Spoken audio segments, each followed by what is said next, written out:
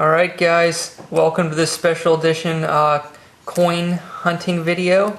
I won't call it roll hunting because they're not in rolls, but I have a lot here. Let's see if I can get down in here. You're not going to be able to see. I have 1,000 Mercury dimes, and I'm going to go ahead and go through them and see if I can pick out any that are worth more than melt. I get these from one of my suppliers that I know doesn't check them, but that doesn't mean there's anything good, you know, because when coins are passed around as bullion, you never know, who picks through them, or if you're getting, stuff that are from estates, you just never know when you get them from sources you don't pick through them. So last year I got an incredible bunch of dimes. I can show you some of them here in a little bit. I got some really good ones. I got a key date 1921, I got an uncirculated 1926, and some other good ones that I was able to sell for around 30 bucks a piece. So this will be fun. I'll go through them, see what I can get. Unfortunately, I bought these when they were around, when silver is around 21 an ounce, and if anybody knows anything about Mercury dimes, they sell for a much higher premium than what silver's worth because of the collector's value of a lot of them. So hopefully I can get some good finds here and recoup a little bit of the of how much I paid for these, but we'll see what I can come up with. I'll give you a little sample here a second, dump some of them out. I've not gone through any of them yet, so there's a little sample there, and I'm going to start picking through them. If I find anything good, I'll turn the camera on and let you guys know. Alright, let's get started. Well guys, I think we are going to be in for a killer batch. I only have the little bit out here that I spilled out on camera there. What do I have already? Well, this really isn't worth any more, but I figured I'd show it right away. One of the first coins. This is a 42D, but look at that. Oops, dropped it there. Look at the detail on this. Yes, it's tarnished, but that's loose and that will come off. Pretty much looks like full split bands there, so I can tell there's already some nice higher end ones. But look at this. One of the first ones I looked at. It's a semi-key 1931D. Worth about 10 bucks in that condition, so that is an awesome sign. I'm only a few coins in, so I'm going to keep at this, and hopefully I can pick some real good ones out of here. Alright, I'll update you guys with anything interesting. Alright, it looks like I got a good batch here. I'm probably only about 50 coins in, and I got some more goodies here. This one right here is a 1930S. It has a value of $7 in very fine and 18 in extra fine. And this one here is a minimum of a VF20 coin, so it's worth upwards of $7. Not as high as 18, but it's worth a minimum of 7 and a little bit up from there. And you might not think much about this, but this is worth this 1926S is worth less than $11 because you'll see the wear on it. It's a little bit less than good. It's got a clean date there. You can see the S mint mark there on the bottom. The 26S Mercury dime, they didn't make a lot of them, so if you have sharp, like if this 26S right here had this kind of detail on it, like this 30S, you'd be looking at probably $150. They didn't make many of these, so when you get ones with good details, the value starts to skyrocket. But this here is still probably a solid $7 coin. So tell you what, I got a good batch here, and pretty excited. I'm gonna keep looking. Alright, I'm through maybe about 150 of them. Haven't found anything else too great yet. Just getting mostly a lot of the common ones and average grades from the 40s, and then a lot of the 30s and 20s with no mint marks and worn, so nothing good. But I did get a few good ones here that I'll show just to give you an idea. Ones that are keepers. These are 1924 and 1928 plain, both with around fine details. You always want to keep ones like that, the older ones with the full rims and around the fine range, because all these coins here I'm showing are probably somewhere in around the $3 range, and that's definitely more than melt, so these are definitely coins you want to keep. There's a 24 and 28 plain with a little bit better detail. Got a few miscellaneous ones. These are two 1919S, both in around the solid good range.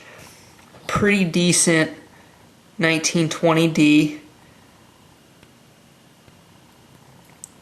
Like I said, these are probably all in the $3 range. And Here's a low mintage one, kind of like the 26S. When they have detail, the value starts to skyrocket. It's a 25D, if you can see down there at the bottom. This one does have a nick on the side, but still definitely a keeper. So getting some good ones, and I'll get back with you if I find anything even better. And here's where you always get the rush that sets in. This is my first 1916. Now, if this has a... Well, I already looked at the back, but I'm just stating that, you know, if this has a D on it, it'd be worth a lot of money. But in this condition, if it's a P or an S, it's not worth anything over melt because of how worn it is. But every time you see a 1916, it makes your heart race a little bit. See if there's a D on the back. But this one's a plain and in really bad shape, so that's just a junker there. But I figured I'd show that and show the suspense. Maybe next time if I pull another 1916 out of here, I'll flip over the back of it live, and we'll see together if it's a rare one. But I've never found a 16D, and I don't expect to. But hey, you can always dream. All right, we got our next decent coin here. Only a few after that 1916. I'm probably through maybe 200 of the dimes now. This is a 1917. It's got some. You can see that little tarnish here on the front. That's all loose. This will come off. That happens a lot with the circulated dimes. Actually, when you get them raw, they're pretty much always like this. Nice detail on this one. A solid, very fine. Got a lot of detail on the sticks on the back. So nice $5 coin here. Looks like I got a pretty good batch. Getting a lot of the coins in that, you know, three or slightly more dollar range. So that's good. You know, you keep them all separate and it all adds up. So I'm going to keep looking. I really like the look of this one. Alright, well, it didn't take me too long to find a couple more 1916s. This one I didn't bother showing right away because it's too slick toward the bottom, so even if there was a mint mark, we'll never know. And this one here I would have done live. Look how nice that one is. But I looked at the back of it first, so I knew when I flipped it over that there was already no mint mark. But this one's a keeper. That's a 1916 and around the very good range. So that one's worth maybe $4.50. So that's a keeper. So I'm gonna keep looking. Got another decent one here. I looked at the back of this first and I saw that looked like one of the early strikes, and I was getting all excited. And man, these ones make you want to dance. But look at the crisp detail on that one for a 1920.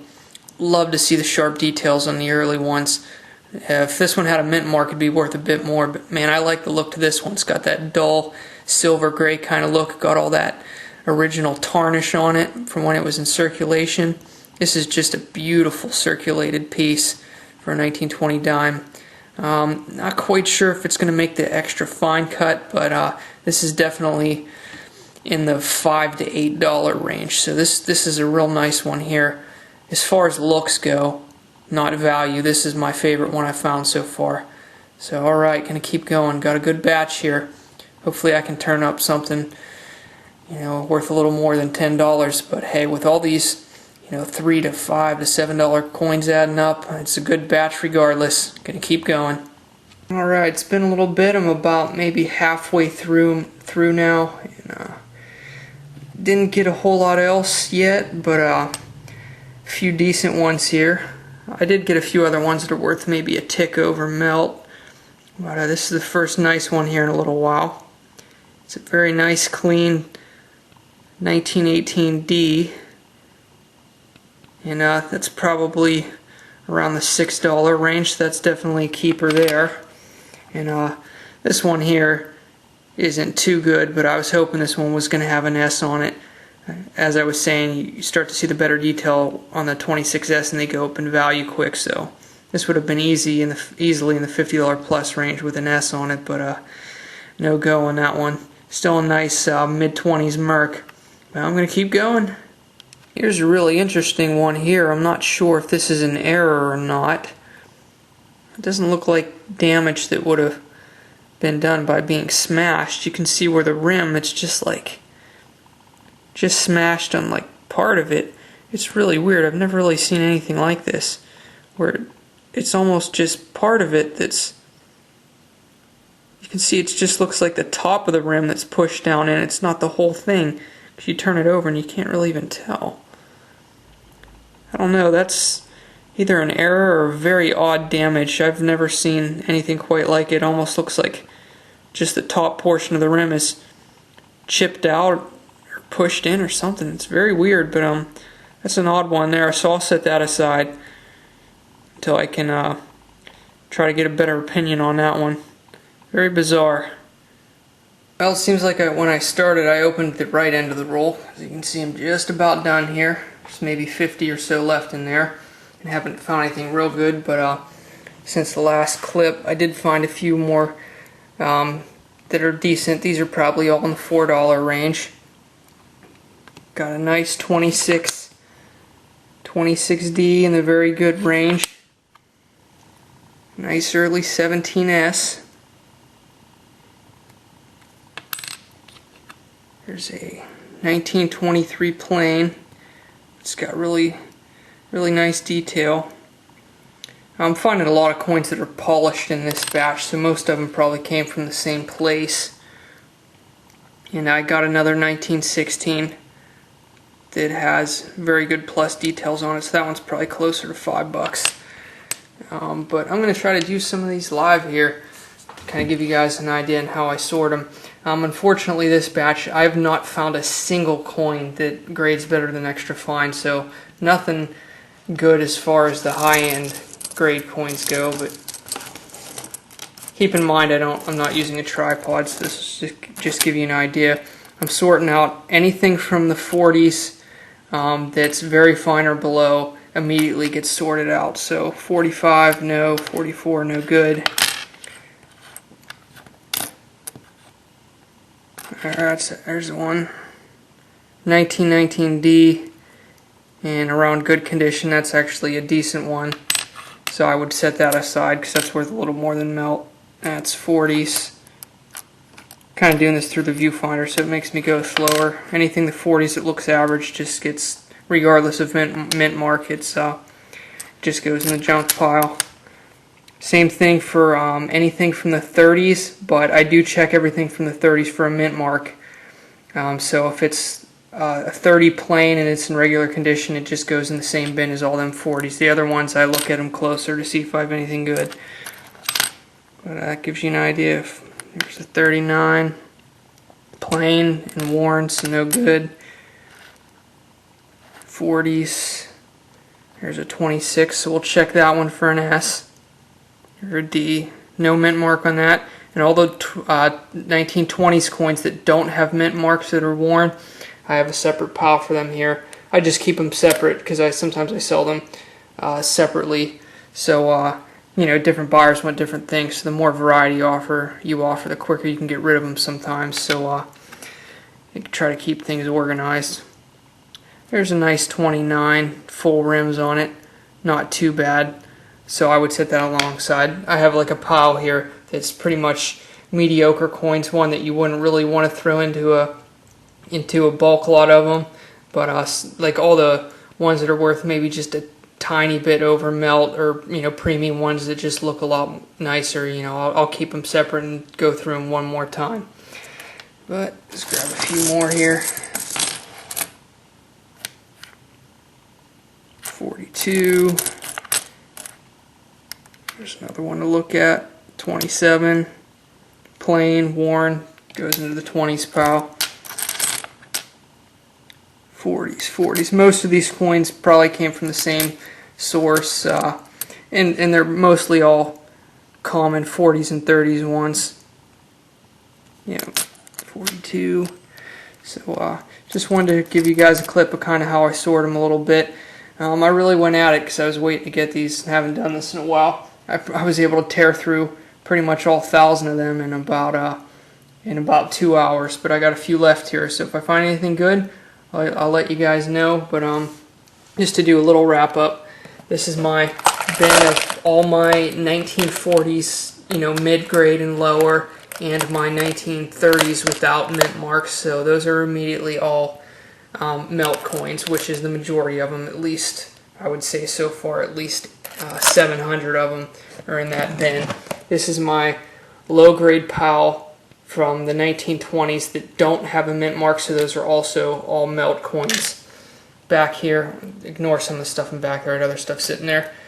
this little pile back here is all coins from the teens that are also have no mint mark and are very worn. So those also will just be for melt. And like I said, a lot of in between coins I got to pick through again here. Over here I got my stack of all the ones that are worth pretty much $4 or more. The best one I found so far was that 31D that was worth maybe around 12 bucks, which was only like my second coin in, so that was pretty funny. And then I got a stack here I keep separate of all the 30s coins with mint marks on them, so those can go into a more premium roll or however I decide to sell them.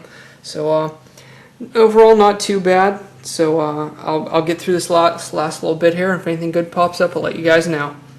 Alright, well, I'm all through anything. Didn't really get anything else too great. A couple decent ones. I got another 1916, close to a little bit under very good, so still a nice early one that's probably around that $4 mark again. Did get another 1918 plain that's in decent shape. That one's probably slightly over melt. Nice 28 plain, another slightly over melt coin.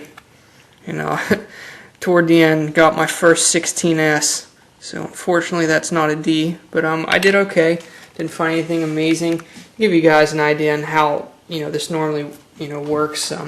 This will give you an idea. Say each of these, each of these Mercury dimes represents like 10,000 Mercury dimes, like a lot that a dealer bought. And say he bought out tons of coins from 5 different sources. What a lot of dealers do. Like a lot of the wholesale dealers never pick through the coins, so they'll just take all 5 lots and just throw them in one big bin or something and mix them all up. So that explains why sometimes even though you got most of the coins from junk sources or from somebody who already picked through them, etc., something like that, that's why sometimes there's still good ones mixed through, because like coin roll hunting, coins go back into circulation and when they're re-rolled and they get around to different banks and get other different coins mixed in, it's never going to be the same lot twice, so you never know what you're going to find. Sometimes, like my last lot I did late last year, I really struck it pretty big. I hit maybe $400 plus in collector's coins. It was pretty much just pure profit, and I was able to dump the rest of the silver even over what I paid as far as selling for silver bullion. So all in all, it was really good. This time it'll be a little bit tougher to recoup my money, but so if you don't see another video like this within the next 4 months or so, you'll know I had a hard time making a profit. But if I'm able to get rid of them fast and at a decent price, and piece out all the decent ones separately, if I'm able to make a profit fairly quick, I'll do it again, and then keep going until you hit one of the big ones. It's all about keeping things moving and wait until you get the right batch. But I had a good time sharing with you guys, and I did find some keepers, a lot of coins in the $5 range. I did find that one that was worth around 12, so I'll leave it at that. Alright guys, thanks for watching. I hope you enjoyed the video.